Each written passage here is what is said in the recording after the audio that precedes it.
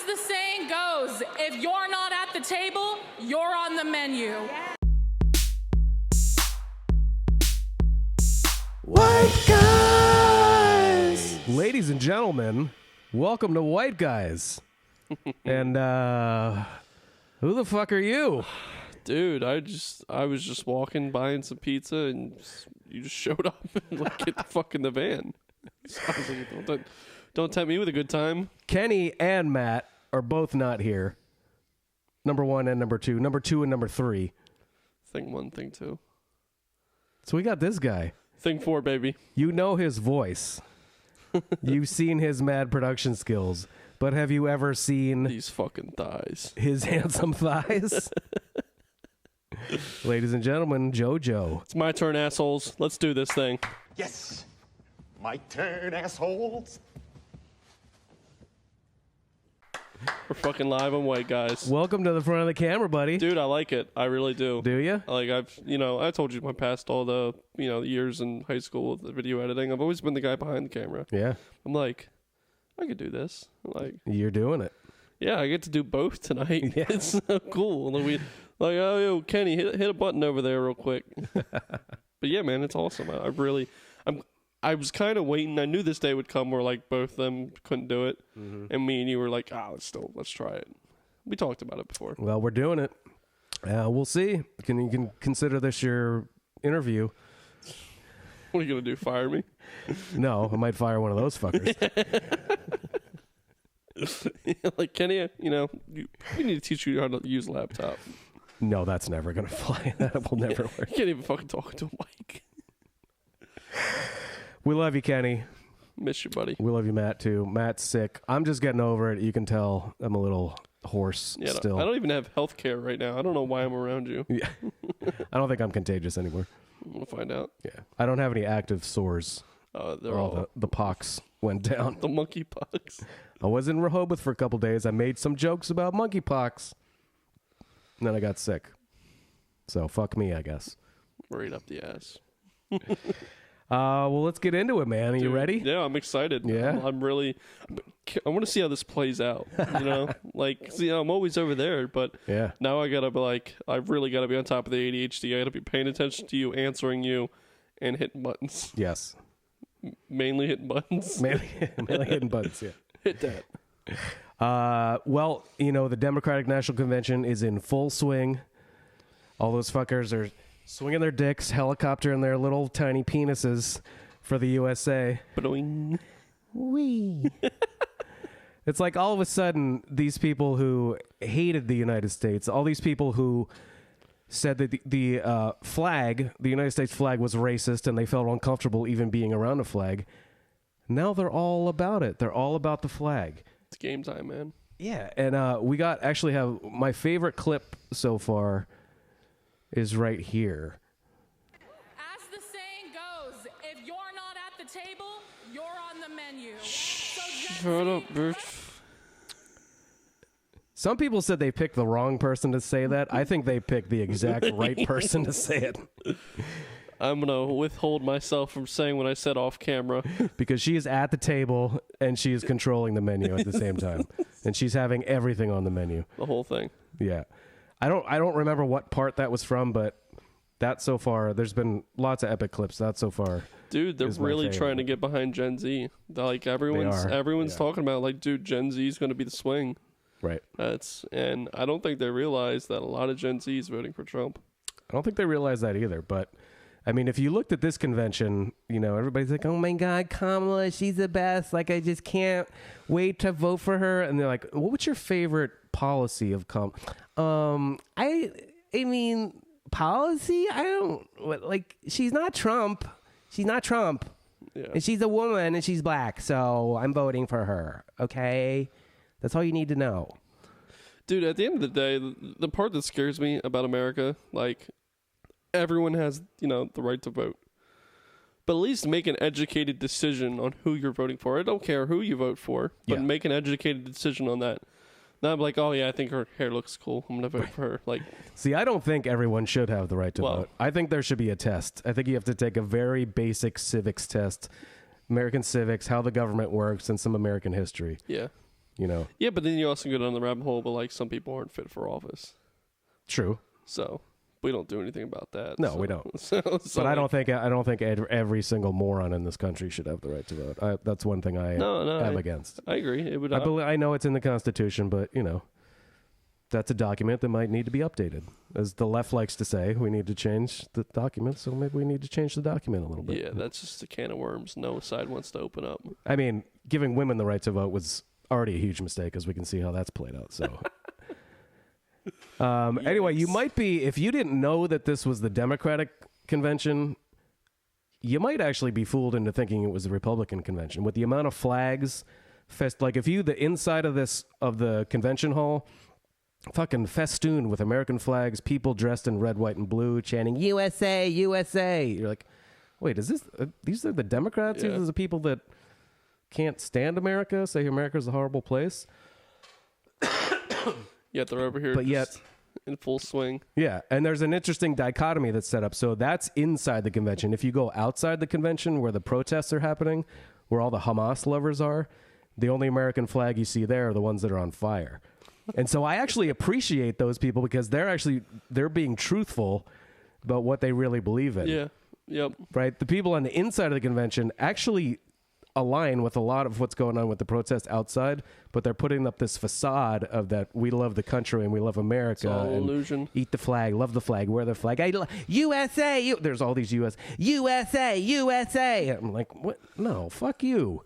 You've been talking shit on this country ever since Donald Trump got elected, and now all of a sudden you love it. It's an illusion, man. These are not the liberals you're looking for. Man, it's so crazy. Did you see the thing on TikTok about they're paying influencers to promote like fake news and Democratic stuff? And, we played the one video. We played the one video. I've been seeing it more and more, man. The one gay OnlyFans guy. More and more people are coming out and being like, I'm not doing this. Yep. And it's crazy how many people. And then there was this TikToker that was exposed. If you go through his videos and just swipe, he's like, oh my God, you're not going to believe this. Oh my God. Every single video is the same thing, and it's a different anti-Trump thing. Yeah. And it's hundreds of videos. Yeah. Like you can just continuously swipe, and it's the same intro, and then he instantly goes and trash Trump. Yep. Yeah, I mean, it's all fake, man. This whole campaign is fake. Yeah. She has no policies. She's not an actual politician. Nobody knows what she really believes in. She hasn't done a single sit-down interview or press conference since she's been promoted to be the nominee, and all of a sudden everybody just loves her even though nobody knows anything about her, and she didn't get a single primary vote.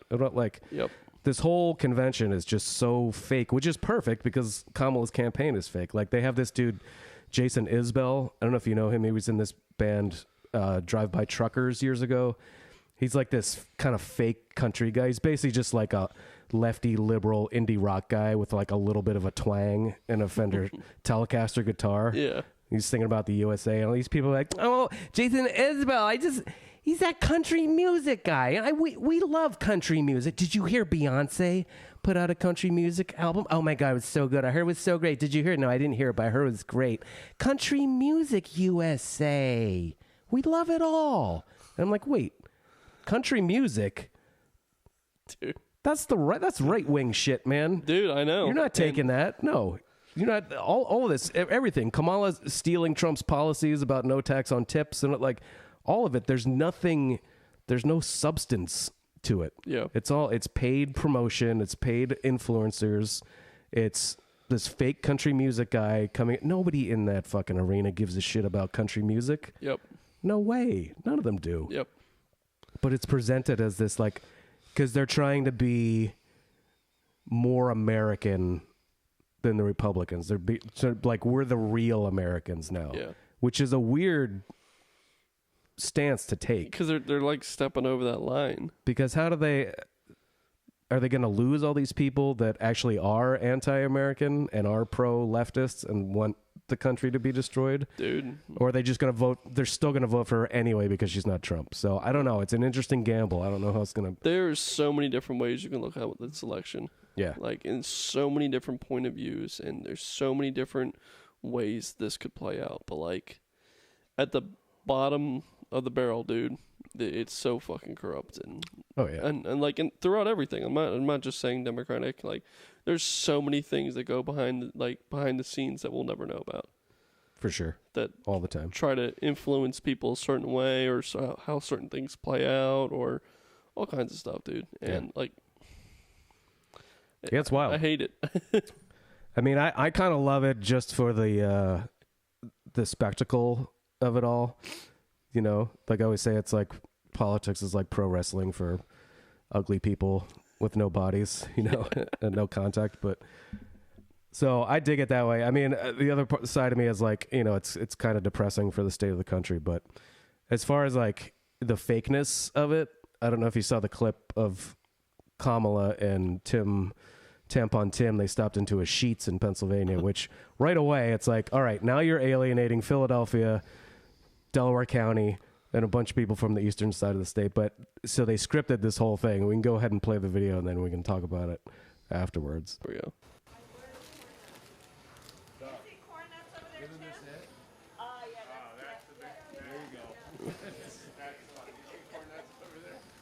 Get corn nuts over there. So she was talking about corn nuts, but Tampon Tim got her bag of Doritos. And this is a great illustration of the difference between these two campaigns. When Trump goes into a restaurant or a rest stop or a diner, he's talking to actual real people. He's cutting it up with the waitresses. Yeah.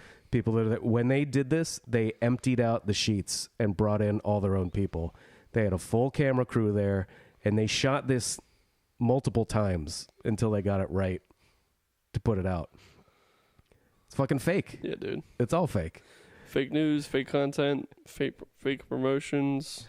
So I used some of our superior video editing technology here in the White Guy studio, along with some AI, and I was able to zoom in on that bag of Doritos and find out exactly what flavor it was that Kamala was getting. And there it is, Doritos fried chicken.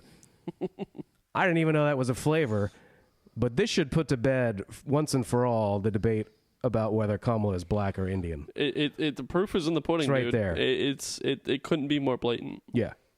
And I did a little bit of digging. Supposedly years ago, this was her favorite Dorito flavor, called Vindaloo Poo Poo, which also I didn't know that was a real, like, I think it was only released in India. Yep.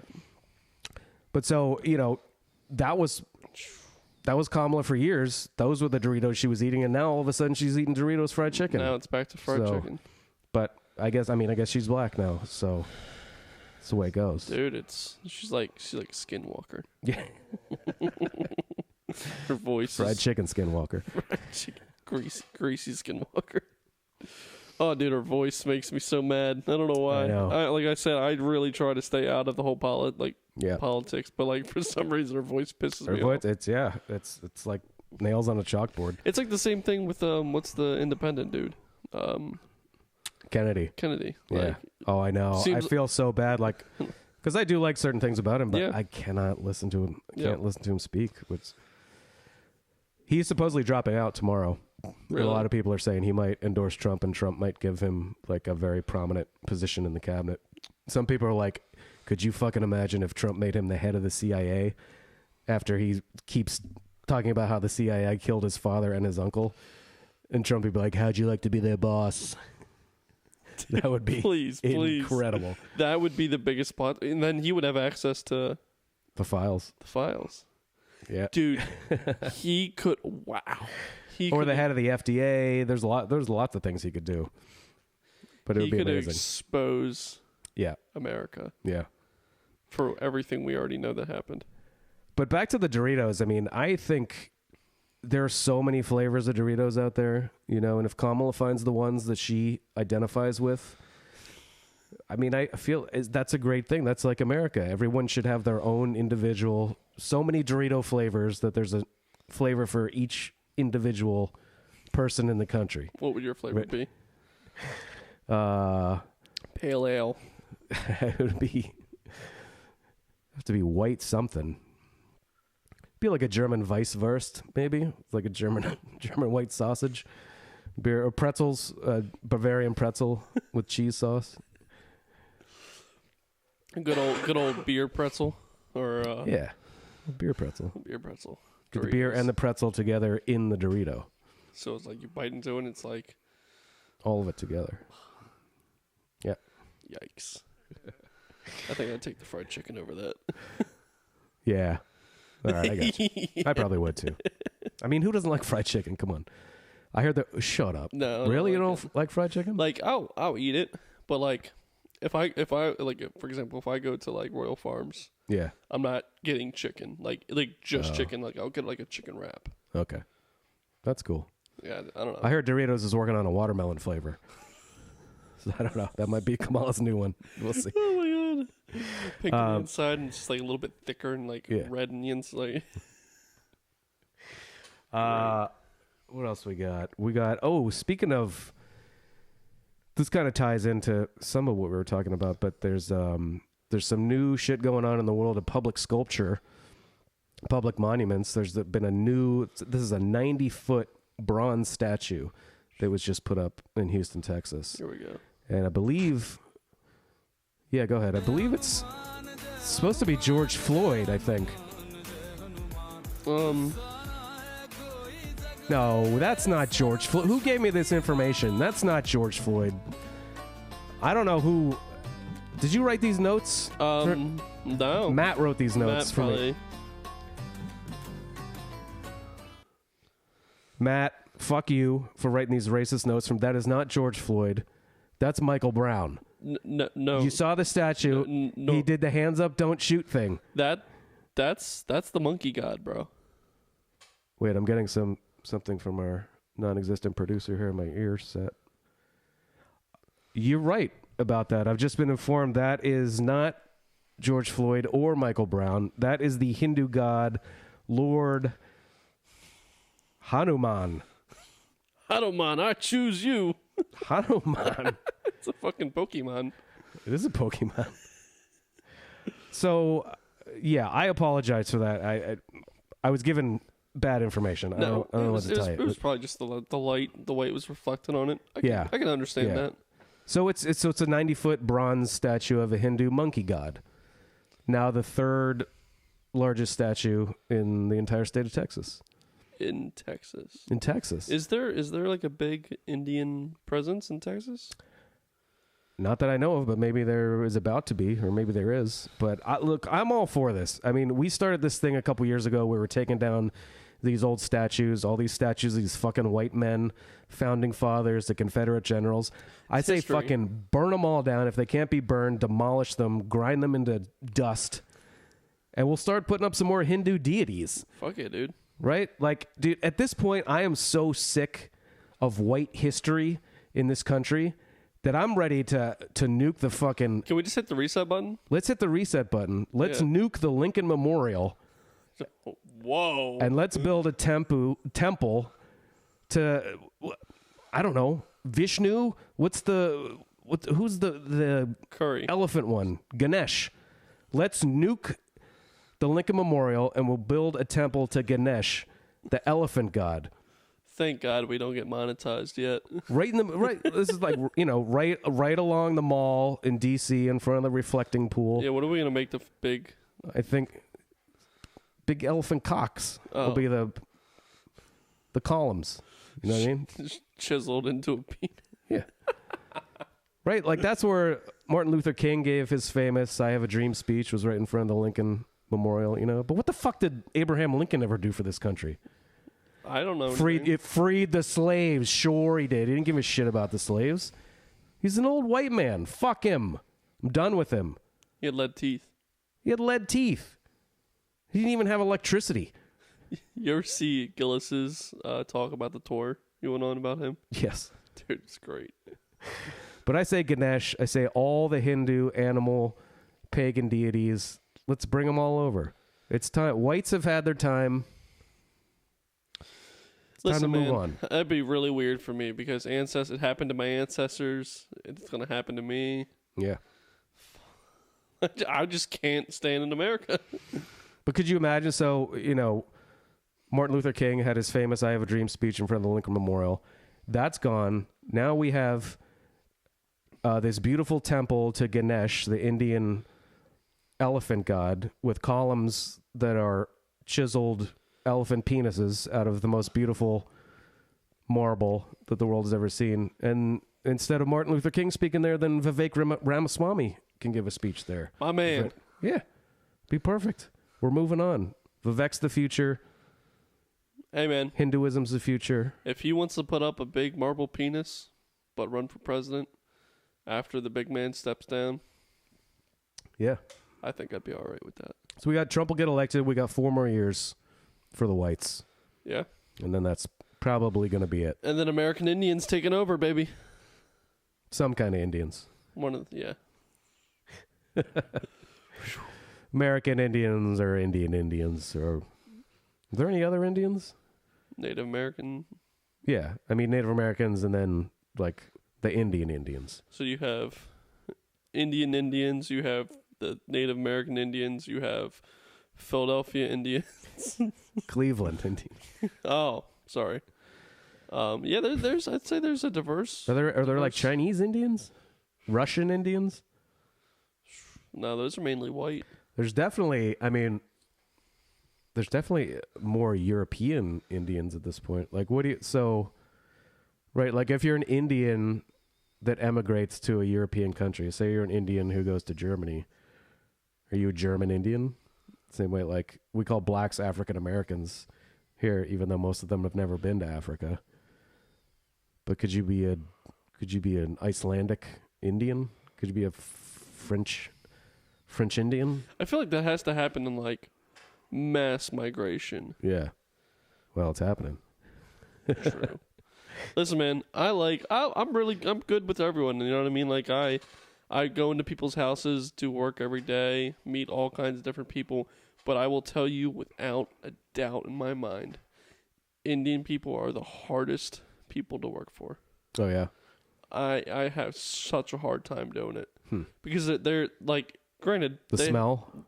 the curry, that is a very apparent in almost every Indian home I've ever gone into. But just the way they like handle themselves, and it's definitely like a general cultural thing that like it's just different to how we present ourselves and act.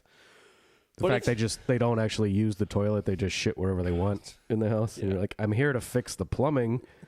Not shovel your shit. Doesn't seem like you need plumbing. You'd be surprised how many fucking bidets I put in Indians' houses. That's good to hear.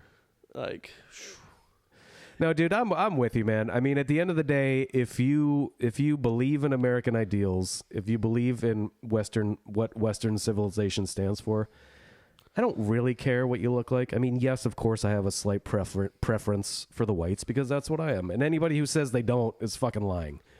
Anybody who says they don't have a racial preference for their own people is full of shit. I don't believe you. Even if it's just a tiny little one. yeah. Right? Not saying it has to be huge, but everybody has a preference for people who look like them. Yeah. That's a natural thing. There's nothing wrong with that. There's nothing racist about that. Except, those snow bunnies. They're really... But if you come to this country and you fully assimilate, and that doesn't mean you have to completely forget all your culture and where you came from, but that means you have to adopt what it means to be an American. Yeah. And you have to adopt those things about Western civilization, which make Western civilization the greatest civilization of all time. Yeah. And if you come here and you specifically stand against that and you fight against that, then no, I'm not going to accept you. I'm not going to pretend I'm cool with you because I'm not. You should get the fuck out of this country if you don't want to be a part and participate in this country. make it better. Have a strong input. Like for example, like my ex-girlfriend, she was Puerto Rican. Both her parents were from Puerto Rico, and they moved to the United States, started a family, very successful in their careers. Yeah. Putting a lot towards the country, very positive people, but they still are very, at home in their culture and their, religion and everything. Right. And, going to show you that, like, people that aren't immigrants, there are a lot of them out there that come here, adopt to what the United States is for and are all about it. But, still at the end of the day, when they come home, are all for what they were raised for, all that. And it's cool to see, though. It's really, it makes you feel better about it. But it also, on the flip side, you see the people that move to America and just are like shitty about it. Right. And like, It's I just not, want to shit on it, like say, call it, racist, white supremacist, everything. But like but most people who come here don't do that. Yeah. It's mostly the people that were born here. Yeah. Who don't have the drive to do what these immigrants do when they come here and what they accomplish. You know how many American citizens would fail the test they have to take? Oh, dude, yeah. Yeah, I'm granted I'd probably fail it too. Dude, I would take a driven, energetic, patriotic immigrant over some of these fucking lazy, complaining motherfuckers who were born in this country and raised in this country any day. They never had to struggle, dude. Yeah. There's so many people that never had to struggle that don't get it. Right. And I mean, it's apparent. Yeah. It shows. Things and stuff. What else do we have? I can't even remember. Oh, fucking Donald Trump on Theo Vaughn. Dude, last weekend. You have to watch this whole thing. The whole thing is worth it. I pulled probably one of the best clips of it, but is Kamala Harris sitting down and talking to stand-up comedians on their podcasts? No, Kamala Harris is not even talking to fucking NPR or MSNBC. She's talking to no one. Trump is out here talking to anyone who will listen to him, and whoever is booking him on these podcasts needs a raise. Yeah, and needs to really, be like, I don't know really. who's doing it, but he's doing it, man. He's getting out there. Theo, the podcast ratings vary obviously week to week, but he's easily always in the top 10, if not the top 5, if not the top 3 comedy podcasts. Yep. And he's an amazing dude. And Donald Trump was on with him. We have a clip of Theo talking about cocaine with Donald Trump. Well, No, I would just do cocaine. That was really, yeah. So not just, yeah. That's it was that's down and dirty, right? Yeah, and this is, it was, yeah. But you don't anymore? No, I don't do it anymore, man, and I'm not doing it. Is it too much? Too much to handle? Some of the stuff started to get a real rattle in it, too. I don't know where we were even getting it from in this country, but yeah, it started to make me feel like I was a mechanic or something. So the thing you go back to then is alcohol for the most part. Right, yeah, but what I want probably is cocaine, but I know that if I have a drink, then it'll be like, okay, well, I had a drink, then I can do this. Is cocaine a stronger Oh, yeah. up? Yeah. Cocaine will make so you're way up with cocaine more than anything else you can think of. Cocaine will turn you into a damn owl, homie. You know what I'm saying? You'll be out on your own porch, and you'll be your own street lamp. You're freaking. And is that a good feeling? Well, No, it's horrible. a miserable feeling. But you do it anyway, just like the guy you're saying with the scotch. Like you. Yes. Dude, that is comedy right there. It's amazing. It's so cool how Trump. It shows you how much of a businessman is, because a businessman can have a conversation with anyone. Yeah. And for Trump to have a conversation with Theo Vaughn, like, granted, Theo Vaughn says some crazy shit you're just not ready for. And great conversation. He did obviously tone it down. Like anybody who knows him, and you watch this, you'd be like, oh, it's still Theo, but he's wearing a fucking suit jacket. Yeah. He did tone it down a little bit, but he still let a couple things fly. Like, could you imagine what was going on in Trump's head when he's like turning you into an owl, homie? He called President Trump homie. Yeah, You'll be your own street light. Listen, man, And how Trump- old is Trump? He's 78, I think. Yeah, if I would have called my grandfather homie, I would have got punched in the mouth. Trump's 8 years older than Theo Vaughn's dad is when he had him. Do you know that? Theo Vaughn's dad was 70 when he was born. It explains everything. It makes so much sense, though. Yeah. But yeah, the whole episode is good. Theo's amazing. And Trump rolled with it the whole time. Like, he was super candid. I honestly think it's not because I love Theo, but I think it's one of Trump's best interviews. If you listen to the whole thing, he was really open. He didn't hit like all the policy shit that he tends to kind of like when he did the X space with Elon a couple weeks ago. Yep. It's basically kind of like a stump speech. He was hitting all the points of policy and everything. Here, he did it a little bit, but he talked about his older brother, who was an alcoholic, and smoked a lot. And he said, "My brother." Oh, and I told you this before we started filming, which you didn't know, and maybe a lot of people don't know it, but Trump has never had a single drink of alcohol Listen, man, I want to believe his him, entire life. but that is so hard to believe. I know it's hard to believe, and I kind of don't trust someone who's never had a single drink of alcohol, but if it's really actually true, and I think it is, I mean, nobody has ever come out and said he's lying about it. That's like being a 40-year-old virgin. Like, it just doesn't make sense. Yeah.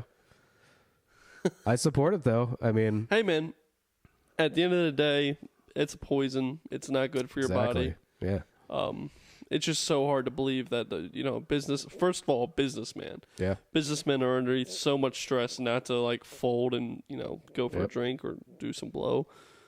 His story was that his older brother had it so bad, and he warned him from when he was younger. He said, you don't want to ever go down this path. Don't even start. Don't even try it. Don't even start. You know what? I'm thinking about it. I'll take back. I do believe him.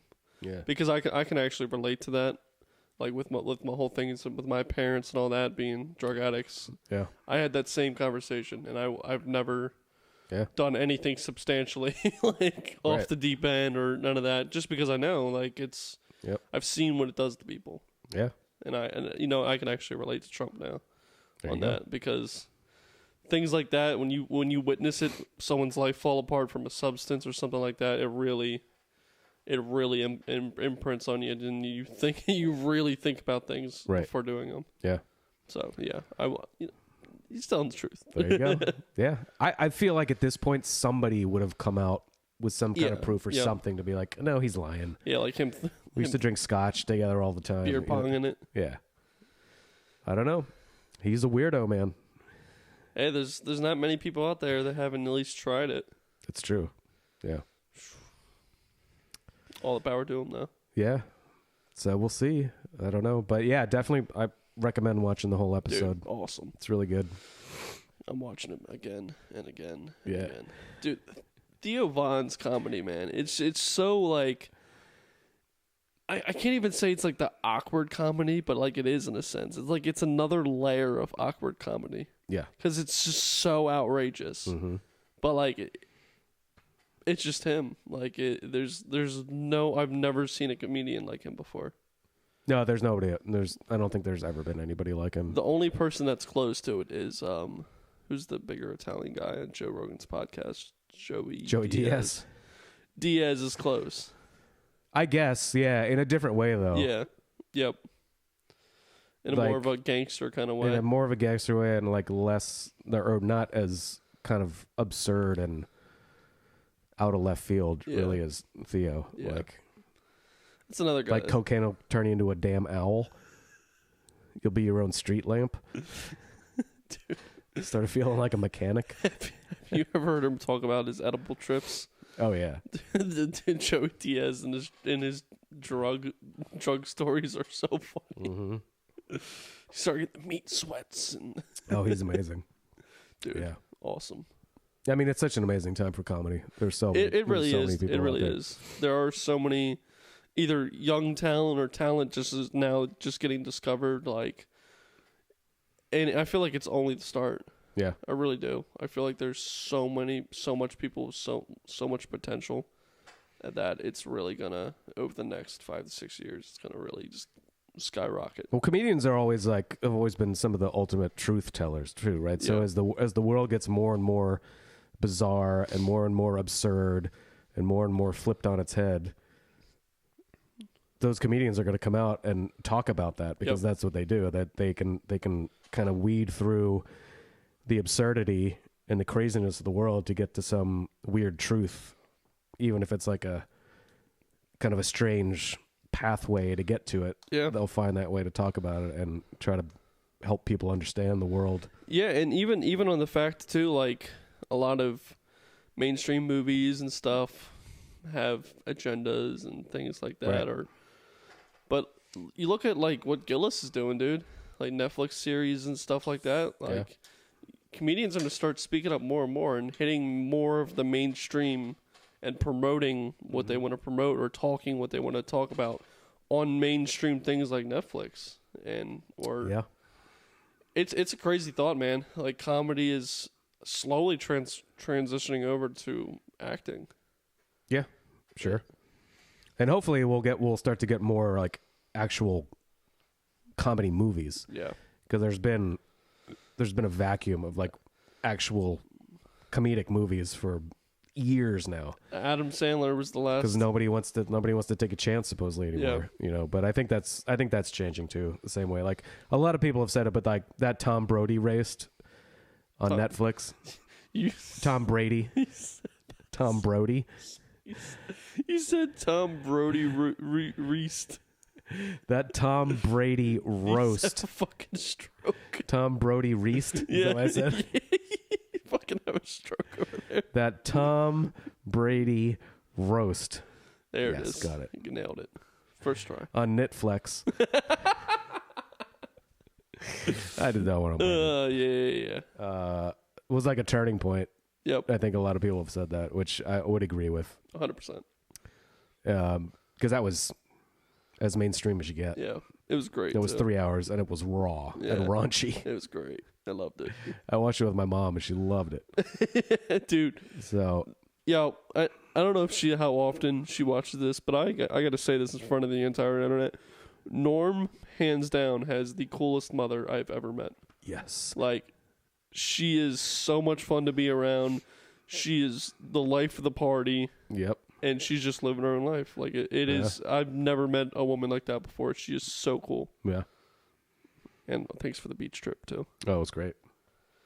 I mean, you're not surprised. Like, look at her son, right? I mean, do you think my mom was going to be lame? I don't know, man. Like, I'll tell you one thing. She was not what I expected. That's good. Yeah. From the stories and thing, I I'm trying to envision a person with ever not meeting them or not seeing them. Yeah. Not what I thought at all. Yeah. Like, She's the best. Love you, Mom. I know you watch every episode. based queen. Yeah, stop talking about toes and stuff. Whatever. She is a based queen. That's Yeah. right. My mom is a based queen. 100%. Yeah. If I'm going to have to make her a shirt. if Matt was a couple years older, that Many years older. just a couple. Yeah, okay. Yeah, they would be a match made in heaven. Yeah.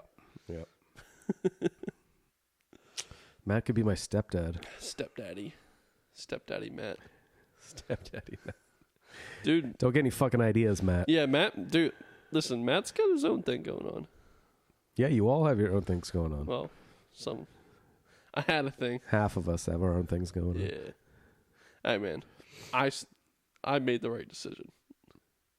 I think you did. Yeah. Listen, it's not saying I'm done, but like, You got to know when to hold them and know when to fold them. oh, there was a lot of folding. Tons of folding. Roger Kenny said that. Who the fuck is Roger Kenny? I mean, Kenny Rogers. I don't even know who that is. Dude, I'm 22. I am so uncultured. You don't know Kenny Rogers, really? No, dude. I grew up with my grandparents. I watched got to Meat. know when to hold I 'em. heard that. Yes. Know when to fold Yeah. them. I got that reference. That's The Gambler by but Kenny, I didn't know where that came from. Kenny Loggins. Kenny Rogers. I'm having all kinds of... I'm having strokes left and right tonight. Yeah, man, dude. I grew up with my grandparents. Like, No, I get it. I grew up watching Me TV. I don't even know what that is. It is shows from like the Brady Bunch, Oh, stuff like that. okay. Gilligan's Island. Gilligan's Island? Yeah. How about the Monkeys? Did you ever watch the Yep. Monkeys? No way. Yeah, You dude. watched? You Yeah. know the Monkeys? I grew up watching all those shows. Well, so Name a couple more. I bet you. you know some old stuff. It's not like you don't know Yeah, any old stuff, but it like it's like another generation. So from maybe like I skipped my generation. 70s to the 80s, My dad's generation. probably nothing. Yeah. Dukes of Hazzard? I know what that is. I've never watched any of it. Okay. Is that wait, hold on. Is that with the orange Mustang? The General Lee, it's right back there on my lunchbox. Oh god, that's too far. let me just crank my head all the way around. Yeah. But is that the Mustang with the two? It's not a Mustang. It's a orange muscle car. Yeah. Yeah, I know what that is. Is it a... Oh, man, I should know what it is. Camaro. I'm going to be an idiot. No, it's not a Camaro either. Come on, Norm. It's not a GTO. Fucking rookie. Can't believe you, man. How is it on your lunchbox? It's his head cold. It's fucking everything. You just heard how I pronounced Tom Brady's name. Used to turd. Guys, now we're turding when we're talking. Listen, the white guys are all sick. Jojo, of course, his elite, very in shape body. That's right. Is still healthy. Fighting it off somehow. Yeah, I'm just got that bubble, baby. Yeah. It's what 60 pounds of fat will do for you. I'm barely well enough to make it here tonight, but I fucking convinced him. Matt's on his ass. Kenny, I don't think Kenny is sick other than his normal mental sickness. I think he's at the beach. Oh, really? He went down to the beach? With his sister. Yeah. Nice. His sister's family, so.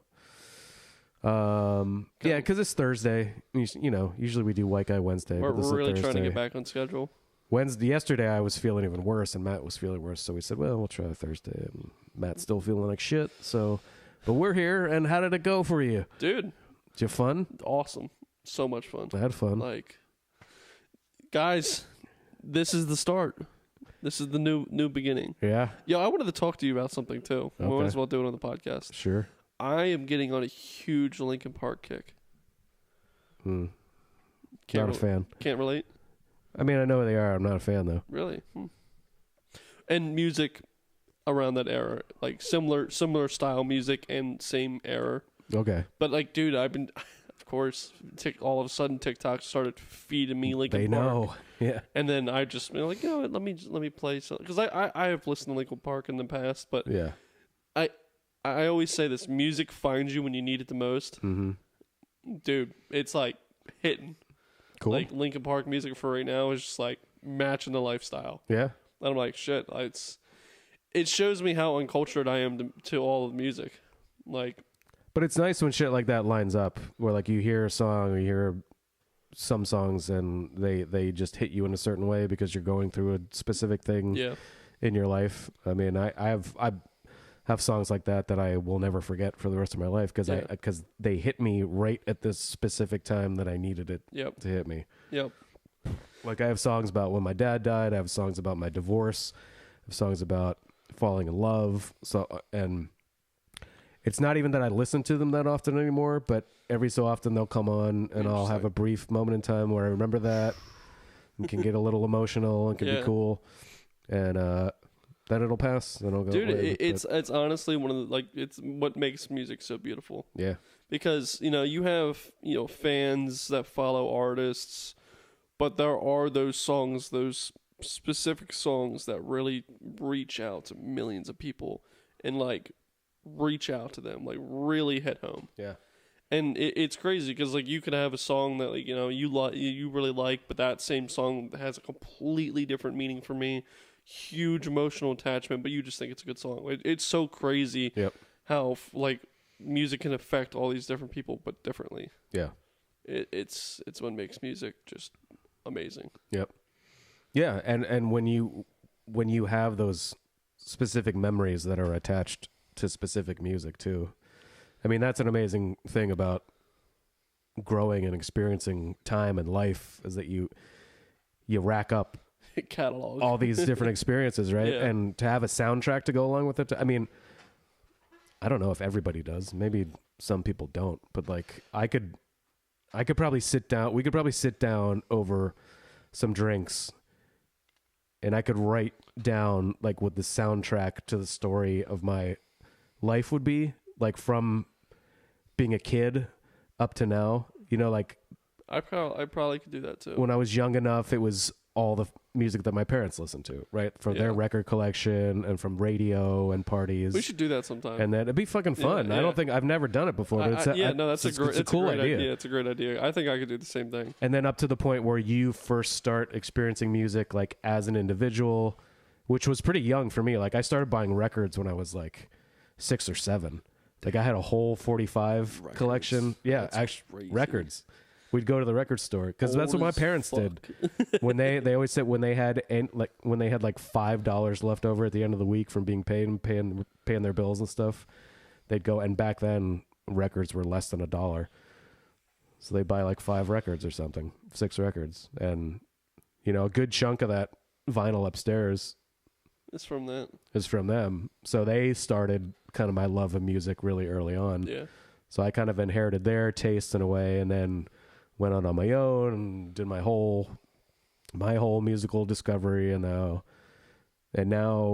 I mean, at this point, honestly, like, I'm kind of coming back to a lot of classic stuff that I liked when I was younger.